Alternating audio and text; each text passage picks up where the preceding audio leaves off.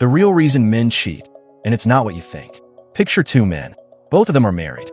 Both love their wives. One is a successful businessman who travels constantly for work. By that I mean hotel rooms, late nights, endless social events.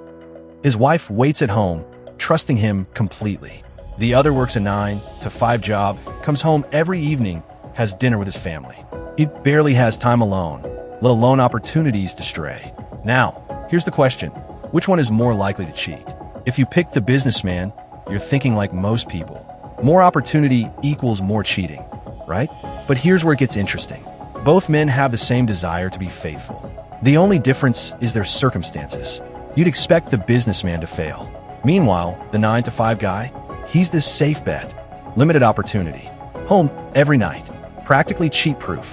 And yet, research shows something unexpected. Infidelity is not determined solely by opportunity. People cheat for many reasons, including emotional neglect, loss of self-identity, boredom, unmet needs, or stress, not just because temptation is present.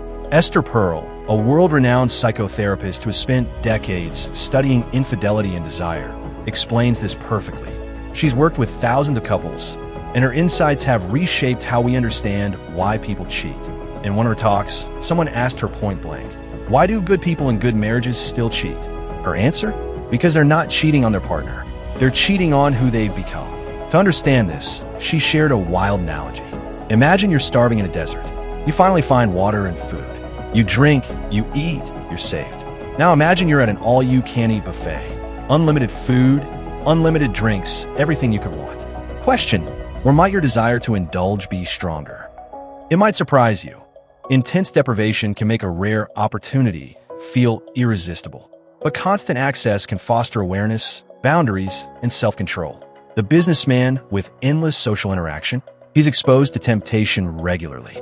Over time, he may develop strategies and self-awareness to navigate it responsibly.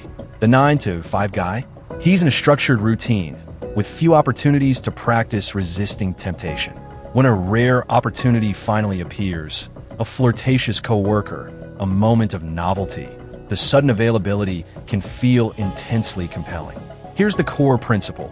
Affairs often arise from unmet needs and loss of self-awareness, not simply from chance encounters. Scarcity alone doesn't protect from temptation. Emotional and relational deprivation makes people more vulnerable. Think about it in everyday life. The person who never keeps junk food in the house may overindulge at a party. The person who practices moderation can handle the same situation with balance. Now, let's go back to our two men. The businessman didn't stay faithful because he was morally superior. He may have developed self-awareness, emotional maturity, and systems to navigate temptation over time. The 9-to-5 guy isn't doomed. But if his emotional or relational needs have been neglected, or if he hasn't reflected on desire and boundaries, a sudden opportunity can feel overwhelming. Here's the part people often miss. Most men and women don't cheat because they stop loving their partner. They cheat because they lose touch with themselves. The person who used to feel spontaneous, alive, and desired may become predictable or invisible. An affair can feel like a way to reconnect with that lost sense of self.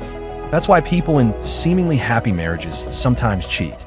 "I never thought he would," is one of the most common reactions after infidelity. The broader truth: faithfulness is less about circumstances and more about emotional awareness, communication, and addressing unmet needs.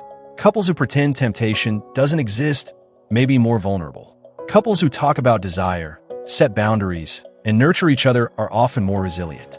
If you want to reduce the risk of infidelity in your relationship, focus on feeding your partner's emotional, intellectual, and sexual needs. Make sure they still recognize themselves when they look in the mirror. Because the real question isn't, will my partner cheat if given the opportunity? The real question is, what parts of my partner am I leaving unfulfilled that someone else might offer to nourish? Lasting love is built on consistent attention, appreciation, and effort. The couples who thrive aren't the ones who avoid temptation. They're the ones who choose each other every single day, even when no one's watching. If you learned something new or enjoyed this video, hit the notification bell so you won't miss our next upload. Thanks for watching.